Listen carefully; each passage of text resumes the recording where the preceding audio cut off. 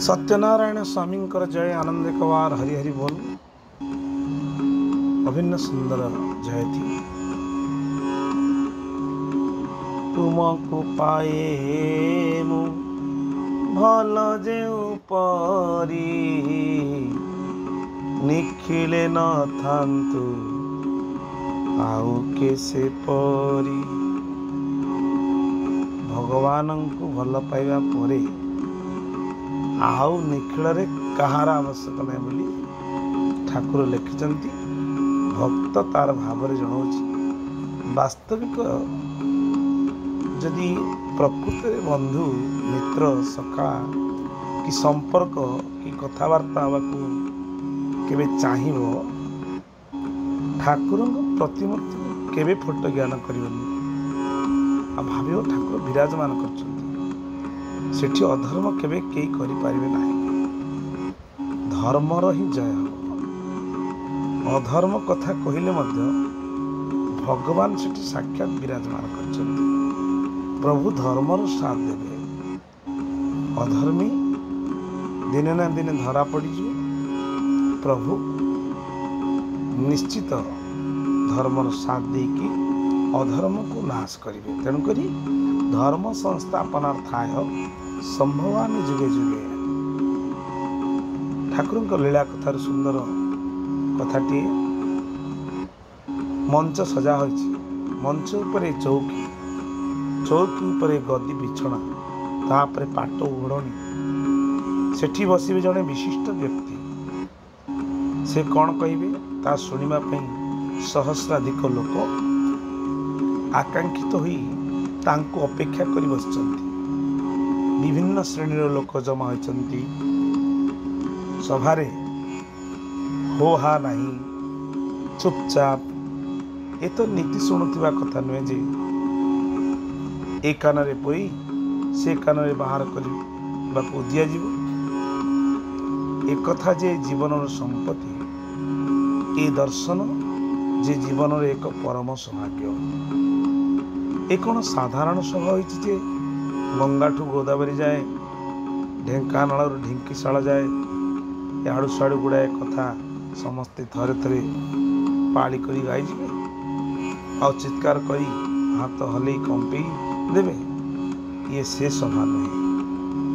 जड़े दिव्य द्रष्टा गैरिक वसनधारी साधु आछंती धर्मर सार कथा किछि कहिबे जीवनर साधन कहिबे कौन करने कहे किपरि कहे आत्मार चिर शांतिर मार्ग विषय से कहे तुम्हें मूढ़ तुम्हें व्यभिचार लिप्त विषयी तुम्हें अज्ञान तमिषाच्छन्न पाप पंकयुक्त तुम्हें रौरवन निवासी एपरी से कहना तो आहरी केते ठाए एपरी धर्म चर्चा करी सारे से कहते तुम्हें जीवात्मा भगवान जो वस्तु तुम्हें तो सही वस्तु प्रभेद काली तुमर शक्ति तुमर सीमित शक्ति से अनंत शक्ति शक्तिमान तुम्हें कहीं पापी हेब तुम्हें कहीं मूढ़ हेब तुम्हें कहीं विषय हेब तुम्हें कहीं व्यवचार कर तुम्हें तमिषाच्छन्न पाप युक्त होता जीव नुह तुम्हें प्रभु अंश एपरी धर्मात्मा महापुरुष कहते तुम सीमित शक्ति आउ से अनंत शक्ति शक्तिमान तुम्हें कहीं पापी हेब से सबुजे इंद्रिय मानकर स्वभाव कर्म से कौन विशेष जाए आसे खाली गोटे कथा तुम्हें तुमर जीवन बंधु को भूली जाइच से तुमरी पाखे पाखे अछंती आज नुहे ए जन्म पाई नुहे जन्म जन्म धरी अछंती रहिबे मध्य वर्तमान अछंती अतीत रे थिले भविष्य रे थिले सिंह बंधु थरे तांको चाहे देख से किपरि विषण्ण होई बसछंती तुमर दत्त द्रव्य को अपेक्षा करी तुम्हें देले से पांति बोली जाना जनाई तुम्हें देले से पांति बोली जनाई प्रसन्नतार हसटी फुटाई दियंती आ तुम्हें नदेले ଉପବାସୀ ହୋଇ ପଡ଼ିଥାନ୍ତି ବନ୍ଧୁର ସ୍ନେହ ଆକାଂକ୍ଷାରେ। କି ସୁନ୍ଦର ସେ କଥା ଗୁଡ଼ିକ। ଏମିତି କେତେ କ'ଣ ସବୁ ସେ କହନ୍ତି।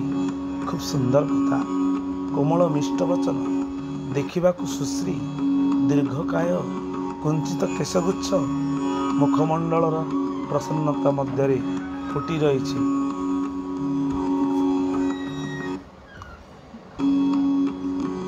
ମୁଖମଣ୍ଡଳର ପ୍ରସନ୍ନତାରେ ମଧ୍ୟରେ ଫୁଟି ରହିଛି ଅନ୍ତରସ୍ଥ ଅନନ୍ତ ଜ୍ଞାନ ଶକ୍ତି ଓ ପ୍ରେମ ଶକ୍ତିର ମହତ୍ଵ। ବୟସ ମାତ୍ର 25-26 ବର୍ଷ ହେବ। ନାମଟି ତାଙ୍କର ଅଭିରାମ। ସେଇଟି କି ସୁନ୍ଦର ସୌନ୍ଦର୍ଯ୍ୟର ପ୍ରତୀକ। ଠାକୁର କଟକ ଜିଲ୍ଲାରେ ଭ୍ରମଣ କରୁଛନ୍ତି। ଧନ୍ୟ ପ୍ରଚାର ଧର୍ମ ପ୍ରଚାରର ଏଇ ଆରମ୍ଭ ହୋଇଛି। କରମଳା ଠାରେ ନାମକୁ ମାତ୍ର ଆଶ୍ରମଟିଏ ସ୍ଥାପନ କରି ଏଥର ବାହାରିଛନ୍ତି ସେବକ ସନ୍ନ୍ୟାସୀଙ୍କ ଗହଣରେ କଟକ ଜିଲ୍ଲା ଭ୍ରମଣକୁ। ଗ୍ରାମକୁ ଗ୍ରାମ ବୀଜବପନ କରି କରି ଚାଲିଛନ୍ତି। ପାତ୍ର ପାତ୍ରର ବିଚାର ବିଶେଷ ନାହିଁ। ଏ ସେ ସିଦ୍ଧ ବୀଜ। ଟାଙ୍ଗରା ଭୂମିରେ ଗଛ ହେବାର ଶକ୍ତି ବି ୟାର ରହିଛି। ଯେଉଁଠି କର୍ଷିତ ଭୂମି ସେଠି ତ ତୁରନ୍ତ ବୃକ୍ଷରେ ପରିଣତ ହେବ ହିଁ ହେବ। ଆଉ ଯେଉଁଠି ପଥର ଟାଙ୍କି ସେଠି ମଧ୍ୟ ହେବ। ଆରେ ସେଥିରେ ଯେ ଶକ୍ତି ନିହିତ ହୋଇଛି, ଯିବ କୁଆଡ଼େ ସେ? ରାମକୃଷ୍ଣ ପରମହଂସ ଦେବଙ୍କ ଭାଷାରେ ବଟଗଛ ମୂଳରେ କେତେ ମଞ୍ଜି ପଡ଼େ, ଗଛ ହୁଏ ନାହିଁ। କାଉ ତାକୁ ଖାଇ ଘରର କାନ୍ଥ ଉପରେ ମଳତ୍ୟାଗ କରିଦେଲେ ସେଠି ସେ ବୃକ୍ଷ ହୋଇଯାଏ। ସେ କି ନଷ୍ଟ ହେବାର ଜିନିଷ। ଯେପରି ଘରର କାର୍ନିସ ଉପରେ କିଏ ମଞ୍ଜି ରଖିଥିଲା, ଘର ଭାଙ୍ଗି କାନ୍ଥ ପଡ଼ିଗଲା। ମାତ୍ର ସେଇ କଅଁଳିଆ ଗଦାରୁ 100 ବର୍ଷ ପରେ ଗଛ ହୋଇ ଉଠୁଛି। ବିଚିତ୍ର ସେ ବୀଜ ରହସ୍ୟ।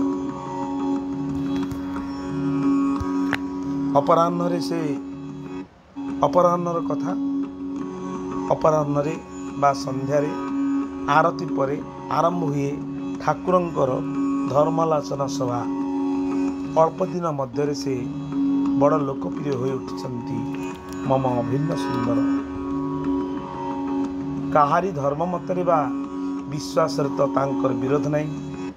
ତୁମେ ତାଙ୍କ କଥା ଗ୍ରହଣ କଲେ ଯେ ତାଙ୍କର ଅତି ପ୍ରିୟ, ବା ଗ୍ରହଣ ନ କଲେ ଯେ ଶତ୍ରୁ ହୋଇଯିବ, ଏପରି ବି ନାହିଁ। ରୂପଟି ଯେପରି ପ୍ରିୟ ଦର୍ଶନ, ବାଣୀଟି ବି ସେପରି କୋମଳ, ଶ୍ରବଣ ମଧୁର।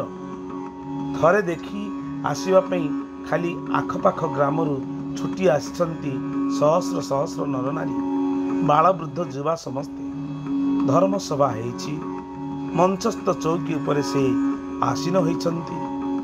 ଭଗବତ ବାବାଜୀ, ଭରତ ବାବାଜୀ, ପ୍ରଭାକର ବାବା, ଭରତ ବାବା, ସୁବର୍ଣ୍ଣ ବାବା ଇତ୍ୟାଦି 7-8 ଜଣ ମଞ୍ଚ ଉପରେ ପାଖକୁ ଲାଗି ବସିଛନ୍ତି। ମଧୁର ହସଟି ତାଙ୍କର ସବୁବେଳେ। ଅନର୍ଗଳ କହିବା ଭିତରେ ସେଇଟି କେତେବେଳେ ଲୁଚି ଯାଇ ନାହିଁ। ଠାକୁର କଥା କହନ୍ତି, କିନ୍ତୁ ଠାକୁରଙ୍କ ହସ କେବେ ଲୁଚେନି। ସବୁଦିନେ ମୃଦୁମନ୍ଦ ହସ ହସୁଥାନ୍ତି। ଆହା କି ସୁନ୍ଦର ସେଇ ହସଟି, ଅଭିନ୍ନ ସୁନ୍ଦର। ଶ୍ରୋତୃମଣ୍ଡଳୀ ସବୁତକ କଥା ସତେକି ଏକାଥରେ ପିଇ ଯାଉଛନ୍ତି। ଭଜନ ଗୁଡ଼ିଏ ରଚନା କରିଛନ୍ତି। ସେଥିରୁ ଗୋଟିଏ ଗୋଟିଏ ଅର୍ଥ କରି ମଧ୍ୟ ଠାକୁର ବୁଝାଉଛନ୍ତି। ସବୁର ମର୍ମକେନ୍ଦ୍ର ଗୋଟିଏ କଥା, ତୁମେ ନିତ୍ୟ ବସ୍ତ୍ର ସନ୍ଧାନ କର, କ୍ଷୁଦ୍ର ଦେହାଭିମାନୀ ହୋଇ ରହନା। ତୁମେ ଯେ ନିତ୍ୟ ଶୁଦ୍ଧ ବିମଳାତ୍ମା, ଅନନ୍ତ ଶକ୍ତିମାନ ଈଶ୍ୱରଙ୍କ ସଙ୍ଗେ ଯେ ତୁମର ସମ୍ପର୍କ, ଖାଲି ସମ୍ପର୍କ ନୁହେଁ ତ ସମ୍ବନ୍ଧ, ଏବଂ ଏ ସମ୍ବନ୍ଧ ଜ୍ଞାନ ବିସ୍ମୃତ ହୁଅ ନାହିଁ। ଏ ସମ୍ବନ୍ଧ ଜ୍ଞାନ ବିସ୍ମୃତ ହୁଅ ନାହିଁ। ତୁମେ କ'ଣ କରିବ? କାହିଁକି? ଯେଉଁ କର୍ମ କରୁଛ ତାହା ହିଁ କରିବ। କେବଳ ତୁମ କର୍ମର ପ୍ରେରଣାଦାତା ତୁମ ହୃଦୟ ବନ୍ଧୁଙ୍କୁ ସ୍ମରଣ କରି ତାଙ୍କୁ ସମର୍ପଣ କରି ନିର୍ଲିପ୍ତ ଭାବେ କରିବ। ନୋହିଲେ ଯେ ବନ୍ଧନ। ଏୟା କରି ନଥିବାରୁ ତ ଆଜି ମୁଁ ବୋଧ ଆସି ତୁମକୁ ଦେହାଭିମାନ କରି ପକାଉଛି।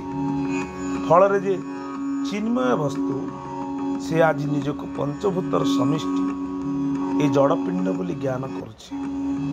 चिन्मय संगे चिन्मयर, महाअग्नि संगे अग्निस्फुलिंगर, सागर संगे जलबिंदुर, चिदानंद संगे चिदानंद जीवनर संबंध हेउ।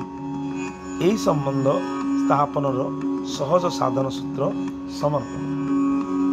गुरुंक ठारू से सूत्र बुझी नेबाकू हुए। आ तुमर असन काईकि जेपरी आहार करुच, जहाँ आहार करने तुमर रुचि ताहा ही कर। तुमर अंतरस्थ भगवान तुमर जीवनर बंधु तो किछि आचारी नुहंती। तुमर रुचि ही तांकर रुचि।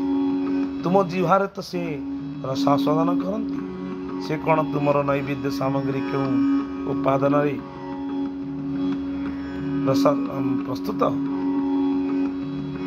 से कौन तुमर नैवेद्य सामग्री जो उपादान प्रस्तुत ए सब को विशेष लक्ष्य रखती। से जे भावग्राही तुमर भाव टिकक ही ग्रहण करती।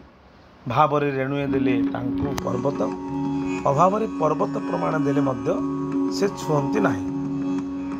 भावरे से सबरणीर उच्छिष्ट खाती। विदुर घरे कदली परिवर्ते चोपा खाई मध्य आनंद लाभ करती। एणु तुमर असन बसन भूषण सब ठीक जेपरी अच्छी ताहा ही रहू। मात्र निजर अभिलाषटी को सेथिरु काढ़ी नहीं से स्थान रे प्रभु निवेदन टी रहू। आ तुमर पुत्र कलत्र कहीं से सबू कौन त्याग करिवो ना कौन कि प्रयोजन? से माने तांको द्वारा सृष्ट और नियंत्रित। तुम्हें जीवनर कर्ता, तुम्हें जीवनर कर्ता जी तांको जीवनर कौन से नुहंती आउ जने? से ही तो सब कुंजर नायक। तांको तुम क्षुद्र संसार टी अर्पण करना। तांको कर्ता रूप में ग्रहण करनियो। तुम्हें संसार को तांको संसार कर दियो। बाहर तुम्हें सब भोजन कर, मात्र अंतरे अभोक्ता हो। बाहर तुम्हें सब मोर मोर कह, मात्र अंतरे सब तांकर बोली जानी था। बाहर तुम्हें सब कर्मर कर्ता हुओ, मात्र अंतरे अकर्ता भाव रख। बाहर तुम्हें सबुथिरु प्रवृत्त रह, मात्र अंतर लिप्त और निवृत्ति भाव धर। तुम्हें हुए पद्मपत्र स्मित जलबिंदु, पद्मपत्र मीमांसा। तुम्हें जप कर अबा जोग कर, तुम्हें यज्ञ कर अबा युद्ध कर, तुम्हें सेवा कर अबा सेवित हुओ, तुम्हें त्याग हुओ अबा भोगी हुओ। तुम्हें जहाँ किछि करुछ सब कर, मात्र तुम्हें कर तांक पाई। तुमर सबुथिरे चिन्हित रहु तुम निवेदन। तुम श्रद्धारे अर्पणर चिन्हटी सबु कर्मर आद्य तुम मन मध्य अंकित हो। तुम हृदय बिहारी स्मृति हिंदू मुसलमान ख्रीष्टियान तुम्हें ही नुह। तुम्हें हिंदू नुह, मुसलमान नुह बा ख्रीष्टियान नुह। मूलतः तुम्हें एक से अविनश्वर शुद्ध सत्य विमलात्मा से ब्रह्माग्नि। ओम की सुंदर कथा गुड़िक सते कि सुमिष्ट से वचन आउ कि शक्तियुक्त ठाकुर अभिन्न सुंदरंकर स्वर लहरी परी ताले ताले उठी चली से दिनर से धर्मोपदेश लहरी। से तो भाषण नुहे, से जे एक मधुर जीवनर संगीत। मंत्रमुग्ध वक्त शुणुचंती अगणित जनता। आ स्मित हास्य वचन थरे थरे चारि दिग को चाहि नेउछंती वक्ता। जहाँ चक्षुरे चक्षु मिलित होइछि ता प्राण स्पंदित हो उठुछि। से महाचक्षुर स्निग्ध दृष्टिधाराटी को मुहूर्तक पई से निज चक्षु मध्य आवरी नेउछि। आउ केउ एक दिव्य भावर स्पर्शरे आनंदानुभूत हो उठुछि। सभार एक प्रांतरे दंडायमान वैद्यनाथ मध्य ए लक्ष्य शुणिछि सब कथा। निमिषक पई चारि चक्षु तार भी होइछि। वक्तांकर अव्यक्त सरिला, वक्तांकर वक्तव्य सरिला। जयध्वनि ସଭାମଣ୍ଡଳ ମୁଖରିତ କରି ସମସ୍ତେ ଆଗେଇ ଆସିଲେ ସେହି ମହିମାମୟ ପରମ ପୁରୁଷର ପଦରେଣୁ ସ୍ପର୍ଶ ଆଶାରେ। କ୍ରମେ ଗୋଟିଏ ଗୋଟିଏ ସମସ୍ତେ ବିଦାୟ ନେଲେ। ଜଣେ କିନ୍ତୁ ଶେଷକୁ ରହି